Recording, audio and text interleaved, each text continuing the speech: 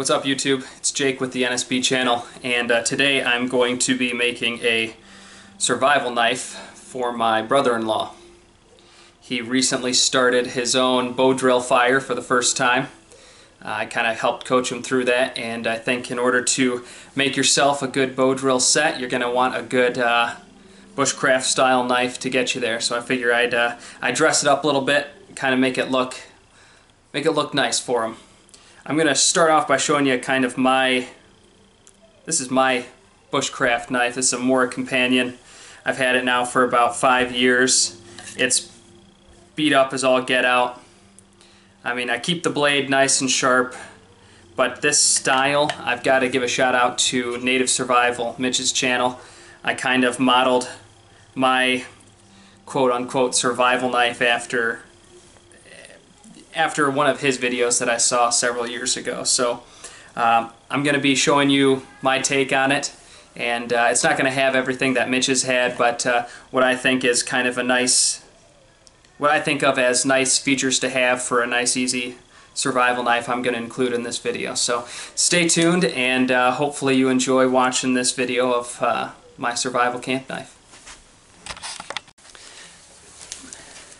Alright, so the first step in the process is obviously to buy the knife. And for the knife, I've chosen the Mora Companion, same one that I just showed you. This is the carbon blade, not the stainless steel. And obviously, as we all know, the carbon blades require a little bit more maintenance long term, but I do think that this is a great starter knife for anybody. And so I'm gonna be pretty excited to give this to my brother-in-law. But this is how it comes. I tell you, I ordered this on Amazon and it came in like 2 days. So if anybody's interested in Bushcraft and is anxiously awaiting, you know, their first purchase or whatever, I think that the Mora knife off Amazon, I think this cost me like 14 bucks. It was super cheap, but it's a really great knife for the value. And there's about 1,000 videos out there on the Mora Companion or Clipper or whatever, so feel free to check those out. This is just going to be strictly about how I kind of dress it up to be somewhat more useful than just taking the knife out into the wild. So stay tuned. I'm going to open this sucker up and we'll take a look here.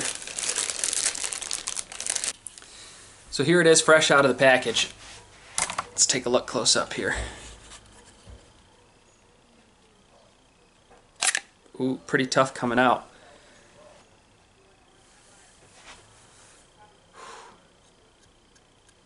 Guys, I tell you, I've bought, I think, 3 or 4 of these Mora knives. I've bought stainless and carbon.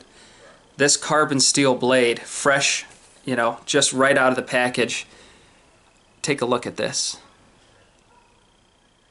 If you can see that edge, I mean, it's a beautiful knife. Let's take a look at a few of the details here. Blade's nice and straight. Now we know that this isn't full tang. Now this one right out of the package, I can see on the spine, it's got, I don't know, it's got this weird, looks like a cutting residue or something on the back here where it's a little black. So this shine doesn't carry over onto the spine, but that's okay. A little bit of sharpening would probably clean that right up. I don't know if you can see that. See how it's black right there on the edge? That's some sort of residue, it looks like, but it's a really nice knife. I mean, very sharp. I don't see any major flaws with it. It's got a really nice point. Let's see if you can see that. Comes to a real nice point. I do love this knife. Really nice grip. It's very comfortable. You know, for a starter knife, you don't want to pay too much money, but you want something that's got good quality. Everybody knows Mora knife is kind of the way to go. Mora Niv, however you want to pronounce it. So let's get started dressing this sucker up, and hopefully by the end we'll have a pretty nice Bushcraft style / survival knife. Stay tuned. Before we get started too much, I completely forgot to mention the sheath that it comes with. It's a plastic sheath. Actually, you know, my knife, as I mentioned before, I've had it for 5 years. I've literally never had a problem with the sheath. And what I do like about it too is, even though it is just a plastic sheath, it's got a drainage hole at the bottom, so if you do get it wet or you're doing, you know, any sort of, you know, skinning or cleaning animals or fish or anything like that, it's got something you can drain. It's not going to build up condensation within the sheath like a leather sheath will. So I do like that. I will tell you, when I first got my Mora knife about 5 years ago, I did cut some limes with it, and I didn't clean it properly, and it is carbon steel, and that's what initially started it into its really getting a little bit rusty. Completely took away the shine of this. So if you're going to use it for anything with citric acid, I would definitely suggest cleaning that blade thoroughly before sticking it in its sheath and just leaving it be for the next X amount of time. Just word to the wise. Alright, now let's get started. My wife's in the background, so hopefully you don't mind hearing her. So here's my thought process. I am going to pretty much wrap from this little, I don't know, bevel in the sheath here. I'm going to wrap this part here in a little bit of duct tape, and then I'm going to attach right here towards the top, I'm going to do a leather wrap with a spot for a fire steel, a ferrocerium rod. I'm thinking I'm going to do it on the side. Maybe I'm going to do it on the top part here. So I'll do it on this, on the spine part of the sheath, where the spine would be for the knife. And that way it's somewhat out of the way, and it's not getting caught when you're trying to put the knife back in the sheath. So I'll put it on this side. Boy, I take it back. You know what? I think I'm probably just going to do it right here on the main part of the sheath, the flat front here. And then I'll wrap cordage kind of from here down. And on my survival knife, I have paracord for about the first half, and then I have tarred nylon bank line for the second half down here.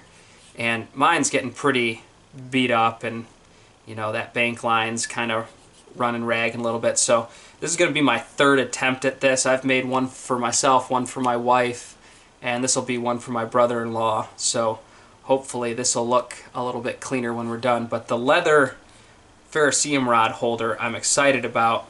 I want to do that right, so I'm going to show you guys how I'm going to. Alright, fight fans, here we go. So I got this big old bag of scrap tooling leather. Like I said, it only needs to be about 1 inch thick, and this is a pretty nice piece of leather. So we'll just use this guy right here, and the rest of this guy out.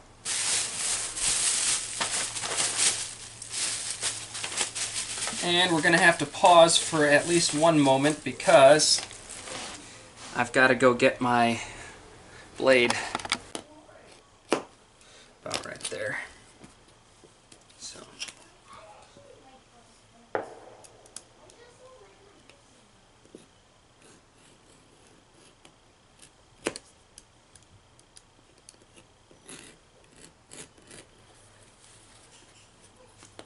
I really only want it to go about right here.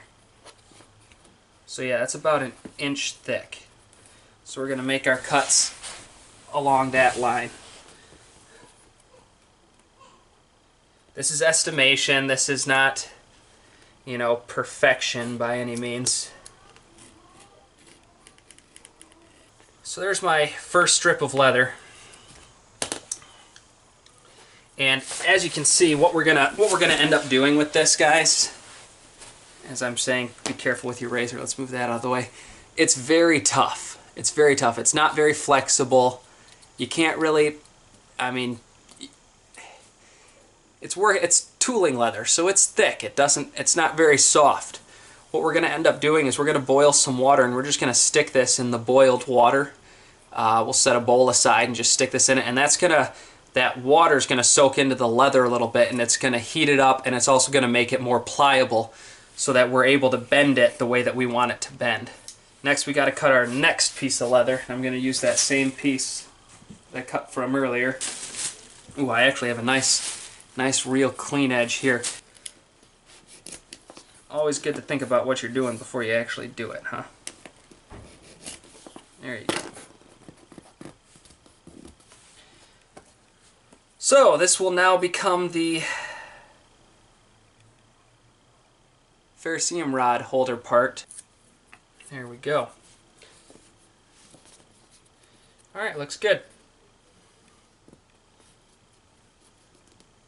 So my wife and daughter just came in, so you might hear my daughter fussing around a little bit, but that's okay.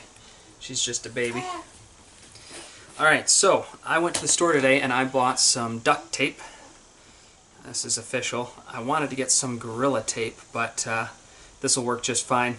This is also safety orange, so I'm going to say that this is a multi-purpose item, in that not only can you use it for making repairs or first aid, but you can also use it for signaling. Might not be, you know, the best for just a survival knife. It's not going to be enough to signal, you know, make a huge signal or anything like that, but if you need to indicate a direction or something like that, you can use it for that. So what I'm thinking I'm going to do is I'm going to wrap from the very bottom of my knife, I'm sorry, of my brother-in-law's knife, from here up to about where we're going to put the leather on.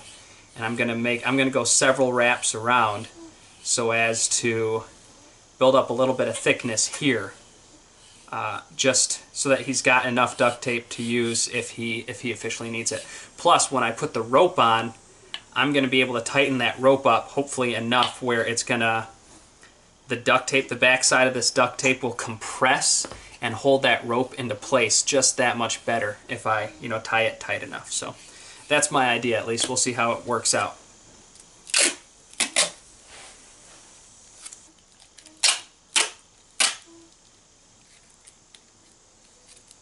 I've just kind of pinched the edge of the duct tape here so that I can wrap it over. See, I really need it to be much bigger than that. And I have left, so the shape of this is, if you're looking at it, it's a little funky, but I'm thinking it'll help out overall. I've got a little bit of a bulge right here in the middle. You can see that. So hopefully this amount of rope, this is where the paracord's going to go. I'm hoping that'll help it kind of stay into place, and that paracord's going to help hold the leather in place up here as well. We're going to try and get that leather literally as tight as possible around this sheath so that when it dries, it's going to dry and want to stay in spot as well. Alright, next step of the process, we're going to put the old water on.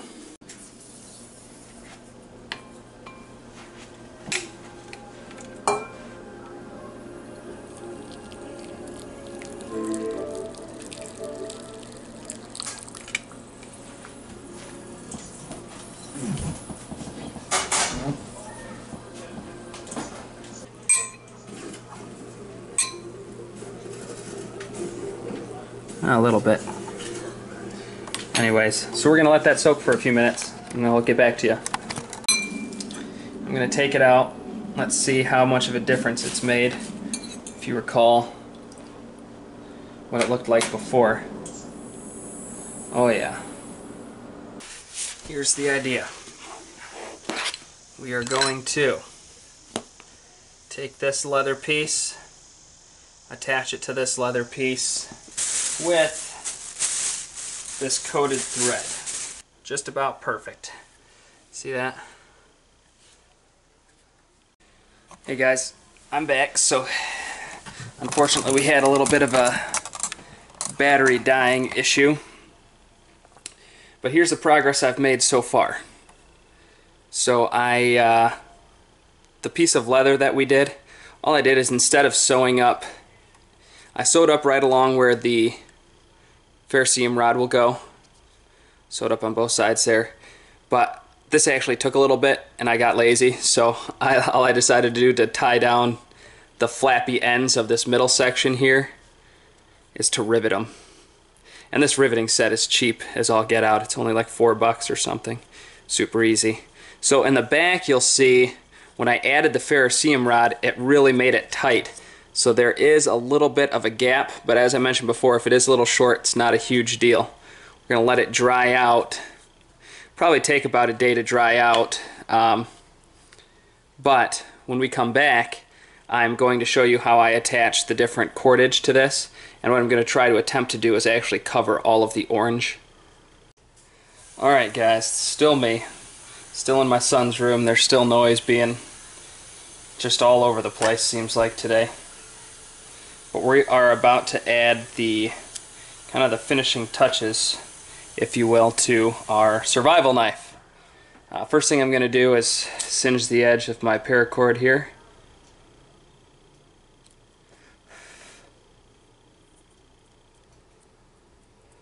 Alright, so here's what we're going to do. Let's see if I can zoom out at all. And you can see my son's bed full of junk over there. We are going to do the technique of folding the paracord into a loop right here at the end. And we're going to wrap down, let's see here. We're going to wrap it down so that what we end up doing is sticking the end of the, we're going to cut it, stick the tag end through this loop right here, and we're going to pull it with this string here so it's going to hide itself, just like that. You see that? When we pull this, there's going to be paracord wrapped all the way up to here, and we're going to pull it down and hide it, just like that. This is what I'm going to do. I'm going to do a little bit of an S. So I'm going to start at the bottom. Geez, I wish I could show this to you better. So here's the S, right? The tag end is up at the top of the sheath here. It comes down, forms a loop, comes back up, forms a loop, comes back down. Now while I'm down here, what I'm going to do is I'm going to start wrapping at about the midpoint around here. So once I've got it started, I can adjust. You see how this is, it's a little, this is going to be pretty much the end of where my paracord is. And that's not quite far down on the sheath enough. So I'm just going to try and slide all the rope down. I really need it to be about right here. Okay, so here's what we got going on. I'm wrapping the paracord. On the back side, this is the loop that we don't care about. That's just kind of the top of the S. This is our tag end, and then this is the loop that we're going to eventually tuck the cut tag end. We're going to cut this eventually, and we're going to stick that in here. But what I'm going to do is I'm going to go down all the way to the leather, back up, and then I'm going to stick that in here. So I'm going to have 2 rows basically of paracord is the idea. I'm trying to keep it as nice and neat as possible. This is all I'm doing, is I'm just twisting the sheath and making the paracord nice and tight. See that? And it's covering up the orange of the tape. See, you can't even see it anymore. And that's about perfect. That's about 10 feet worth of paracord right there. It's going to want to press things out of the way. Do your best to kind of trap the cord. It's never going to be perfect right here, but that's okay, because what we're going to end up doing is going to kind of secure it in place anyway. So there we go. That's probably good right there, and that's going to leave just about an inch and a quarter for our bank line, but that's okay. I want more paracord than bank line, honestly, anyways. So I'm just going to cut my rope. I'm holding it in place with my thumb. Cut my rope there and send that tag end. So this is how I cut it. I'm going to stick it right through this loop right here. Okay, just like that. I'm going to singe the end real quick. Also, when dealing with fire, always be careful. Okay, don't burn yourself, don't burn your house down. Alright, so there it is, it's through the loop. Here's our first tag end that we had down towards the leather. If I pull on this, now I wrap this real tight, but if I pull on this, it's going to pull that loop down. See that? And it's going to hide. If I keep pulling on it, it's going to pull that string down into the middle of all of this. So I just give that a good yank. About halfway through is what I do. I don't pull it all the way through. Some people will pull it all the way through, but I like to keep it kind of hidden there where all the rest of the rope is keeping tension on both this tag end and what was left here. So now that that's through, about halfway through here is a loop, right? That's holding things in place. And all I'm going to do, let's see, just out of curiosity, can I still fit on the... Oh yeah, look at that. I can still fit the ferrocerium rod over the paracord. That's awesome. It's not perfect, but obviously I'm just waiting for the leather to dry anyway, so it won't be perfect for a while. So now that that's done, I'm just going to cut both tag ends and just kind of singe them into place, just like that. I burnt the duct tape a little bit, but no big deal. So now that paracord is kind of secured in place by itself. So there you go. So now we've got the paracord and the leather ferrocerium rod holder in place on my survival knife. And sorry if you can hear all the noise right outside my window. My neighbors are walking around talking. So, all right, bear with me, and we'll get that bank line on here too. Honestly, I need to go find my bank line. Bear with me. Hey guys, check it out. While scouring for my bank line, I stumbled across the secondary survival knife that I made. I showed you my first one, and I told you I've made 4. I completely forgot. This is the one that I made for myself. This is the same thing, Mora Companion, but it is the stainless steel version. Though we're very close. Here's what we have so far. We've got the duct tape on there. We've got our bank line, and we're going to do the same situation where we're going to do it the same way. We're going to try and pull the loop right up to here. So we're going to do a little S, same situation, and we're going to do 2 rows of bank line and try and pull it through. Alright, so here's the problem we're having. Because it is so tapered there at the end, I keep slipping with the bank line. So take a lesson from me. Just let some of that orange duct tape show. We put that duct tape there to help us with this so that it would help hold it in place. Some of it's going to be showing. Like I said, we're not about beauty here, we're about functionality. If it can be both, then great. Sometimes it can, sometimes it can't. Today it's looking like it's not going to let me have it both ways, so I'm going to start it a little bit lower. Alright, sounds like we might have a little bit more quiet going on. So all I've done is I've wrapped up that bank line. There's just a little bit of the orange showing on the front. There's a little bit more showing in the back, but that's alright. As I mentioned before, it's not perfect. We're going to hope that this stays put. And we're doing the same situation. We're feeding through. I just cut the tag end off. I'm going to slide that right through the loop. And then here's the tag end that we started with on the bottom side. When I pull that down, that loop's going to go in towards the middle. If I pull that all the way down, somewhere about halfway down there, that loop's going to get stuck. And that's exactly what we want. We want it stuck down there. This bank line up here towards the top where it's tapered, because we're doing it this way, by pulling it on like that, it's tightening up. As I'm pulling on it, it's tightening up that tag end. So I've worked it down and back up, and that last little bit that's up at the top that would otherwise be slipping off, it is now being tugged underneath all these different pieces till I get it right about the middle. So it's being held in place. So it's really, unless you catch, a piece of wood out there or something that really pushes on this bank line, it's really, it's pretty well in place, held against that tape and against itself. Now on the back side, you'll see there is a little bit of a gap where it's just going to happen. You can't quite get it perfect. So I'm just going to cut off those tag ends. A survival knife. That'll hook right on your belt. It's really nice to just stick inside of a backpack. Now adding all that cord and that leather adds a little bit of weight to this. By itself, the Mora knife is actually really light, so if you're into lightweight backpacking, things like that, you know, obviously sticking this on your belt is okay, but if you're taking other rope with you, you're going lightweight, this probably won't be for you. But if you're developing a bushcraft bag, then this is actually a pretty nice option to have just a little bit of extra cordage with you when you go, an extra fire starter that you don't need to think about. You just say, hey, I need my knife, grab that, and you have all these extra things. If you like Dave Canterbury and the Pathfinder School, you've got, what, 1, 2, 3 out of the 5 C's right here. So I like it a lot, and hopefully you enjoyed this video as well.